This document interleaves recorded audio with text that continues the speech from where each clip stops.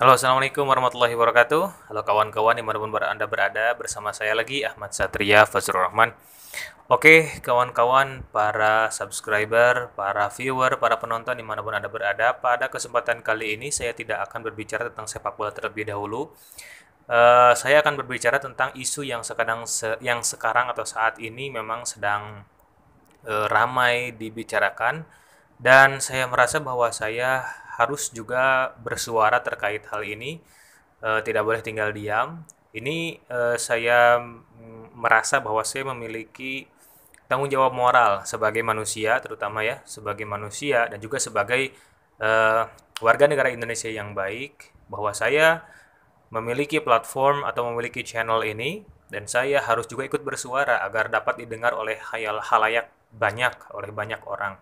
Maka dari itu, izinkan saya pada video kali ini berbicara tentang hal yang memang sangat panas dibicarakan pada saat ini, yakni tentang Israel, Palestina, dan juga tentang Rohingya.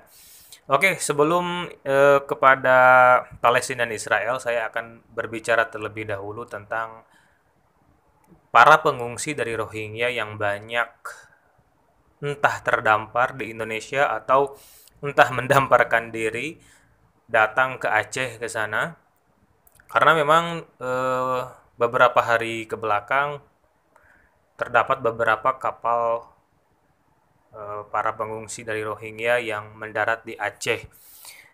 Yang mana masyarakat Aceh sendiri mereka mulai keberatan dengan datangnya gelombang besar para pengungsi dari Rohingya ini.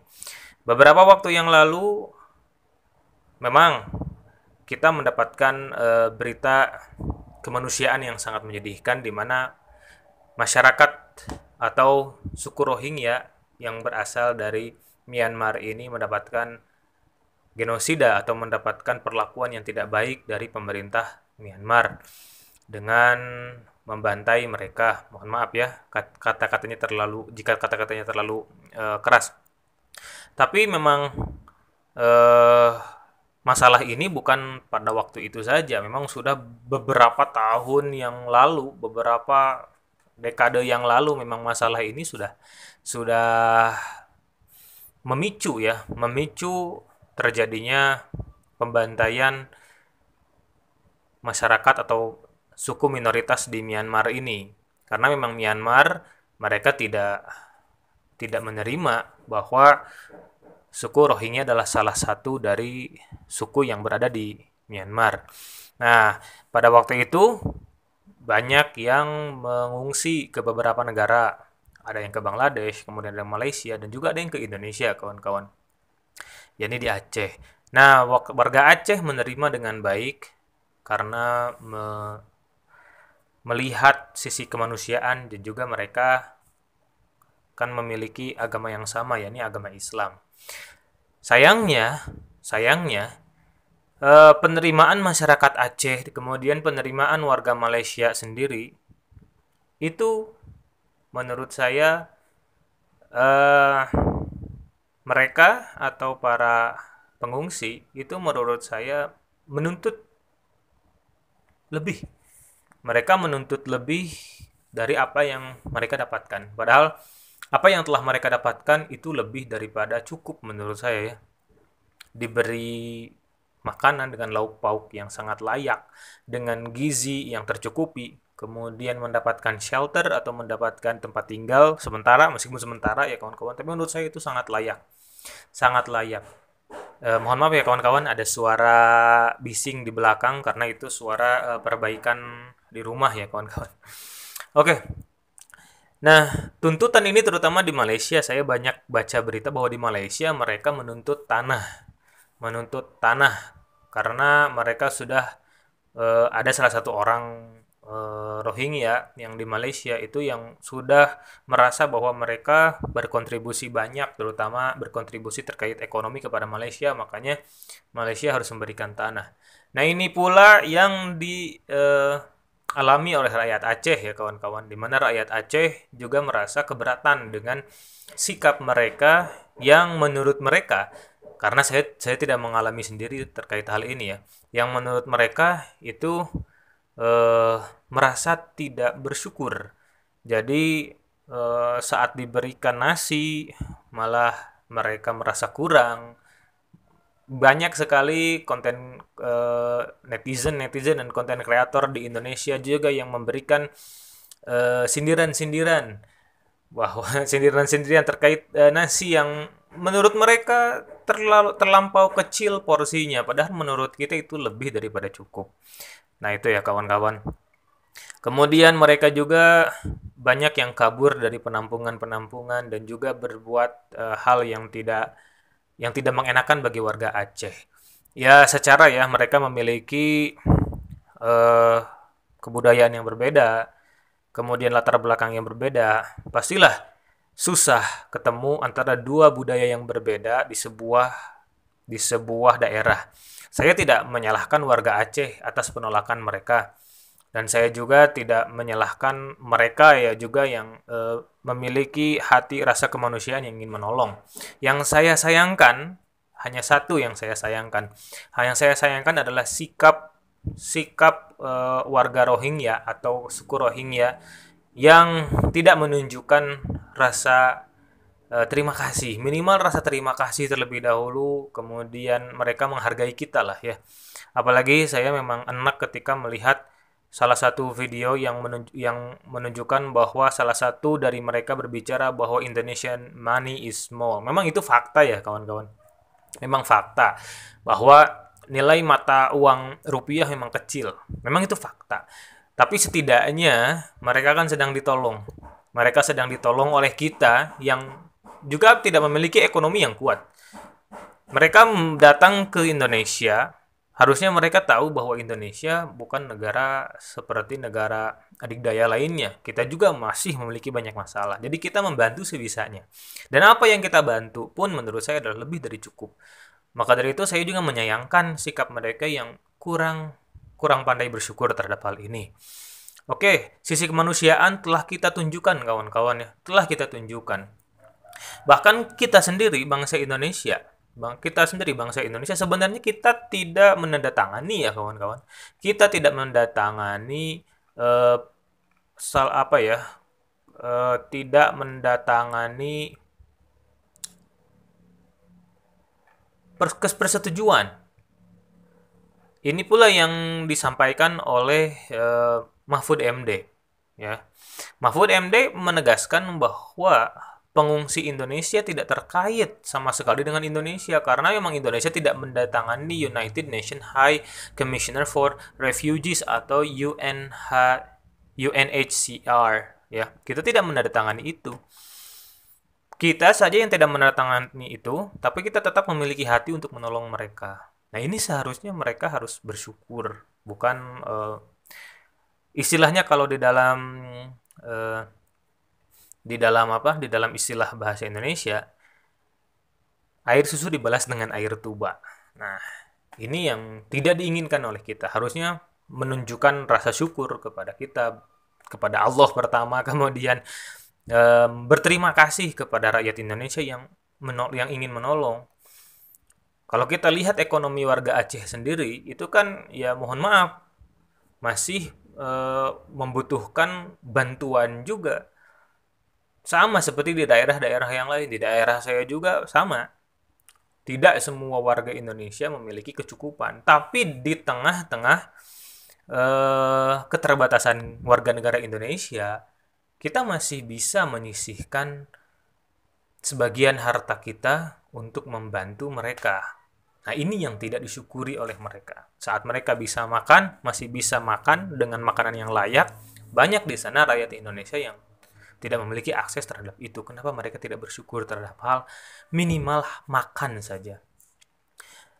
Ya, dan ini saya betul-betul ingin agar pemerintah Indonesia, dalam hal ini Bapak Presiden, kemudian kepala daerah, untuk memberikan fokus terhadap isu ini. Kalau tidak, kasihan sekali warga Aceh. Dan kasihan juga warga Rohingya di sana. Jadi kasihan warga Aceh dan kasihan warga Rohingya. Tapi kita terlebih dahulu harus mendahulukan kedaulatan negara kita dan juga kemakmuran dan juga kesejahteraan warga kita tersendiri terlebih dahulu sebelum kita melihat kemakmuran dan kesejahteraan warga non Indonesia. Nah, itu yang ingin saya tegaskan. Jadi, tolong kepada para pemangku jabatan untuk betul-betul memperhatikan kasus ini karena kasus ini sangat urgent, sangat penting. Jika tidak, maka ini akan menjadi kasus yang besar nanti di kemudian hari seperti apa yang terjadi di Malaysia. Oke, jadi harus ada win-win solution di sini. Bagaimana solusi terbaik entah itu bagi warga Aceh, bagi Indonesia dan juga para pengungsi Rohingya. Oke, kemudian banyak juga perdebatan di sana sini terkait tentang Palestina dan juga Israel. Nah, secara tegas saya menyatakan bahwa saya tidak netral ya kawan-kawan. Saya berdiri bersama atau saya bersama rakyat Palestina yang mana rakyat Palestina ini mendapatkan hal yang tidak mengenakan. Saya tidak habis pikir kepada warga Indonesia yang mendukung agresi yang dilakukan oleh Israel. Kita sebagai warga Indonesia, kita harus tahu bahwa kita memiliki 4 pilar kebangsaan, yang salah satunya adalah Undang-Undang Dasar 1945, di mana pembukaan Undang-Undang Dasar kita juga menyatakan bahwa kita mengutuk keras praktik penjajahan ya kawan-kawan. Jadi di alinea pertama itu jelas disebutkan bahwa sesungguhnya kemerdekaan itu ialah hak segala bangsa dan oleh sebab itu maka penjajahan di atas dunia harus dihapuskan. Dan apa yang terjadi di Palestina adalah sebuah penjajahan. Kita mengutuk keras terhadap perbuatan penjajahan tersebut. Dan saya tidak habis pikir kepada warga negara Indonesia yang mendukung agresi yang dilakukan oleh Israel. Ini merupakan sebuah genosida ya kawan-kawan. Genosida yang dilakukan terhadap rakyat Palestina yang mana korbannya bukan hanya dari pejuang-pejuang tapi juga anak kecil dan orang tua. Mereka tidak pandang bulu siapa yang harus dihajar. Anak kecil, bayi, kemudian perempuan, kemudian orang tua, itu semuanya dihabisi. Dan itu yang saya kutuk, benar-benar kutuk ya kawan-kawan. Karena memang anak kecil, perempuan itu tidak boleh dipersekusi seperti itu, tidak boleh dihabisi seperti itu ya kawan-kawan. Kalau perang, peranglah dengan cara yang baik. Kalau memang jalannya harus perang ya kawan-kawan, karena memang perang tersendiri itu kan jelek. Tapi kalau misalnya tidak ada kesepakatan di sana dan perang memang ada aturannya, diperbolehkan perang saat tidak ada kesepakatan, meskipun perang itu hal yang terkutuk ya kawan-kawan ya, menang jadi arang, kalah jadi abu. Tapi ya mau bagaimana lagi? Kita manusia pasti selalu saja terdapat perselisihan. Apalagi memang peperangan tidak bisa dihindarkan. Sejak zaman dahulu peperangan memang sudah menjadi tabiat dari manusia.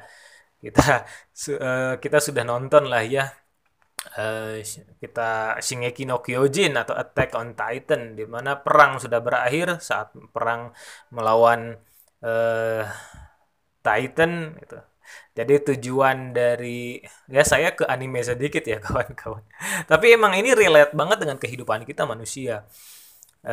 Eren di sana dia sudah menghapuskan semua Titan di dunia, tapi ternyata kedamaian belum bisa didapatkan di sana. Dia berkorban segala hal, tapi perang tetap ada. Perang tetap ada. That's human. Itulah manusia ya kawan-kawan. Susah untuk menghilangkan tabiat yang seperti ini. Sudah berapa peperangan terjadi yang dilakukan oleh umat manusia, pertumpahan darah banyak sekali. Tapi peperangan tentu ada aturan-aturannya, dan aturan itu yang dilanggar oleh Israel sendiri. Dan saya sangat mengutuk apa yang dilakukan oleh Israel kepada Palestina. Dan mudah-mudahan ke depannya ini ada solusi dan kemudian ada perdamaian.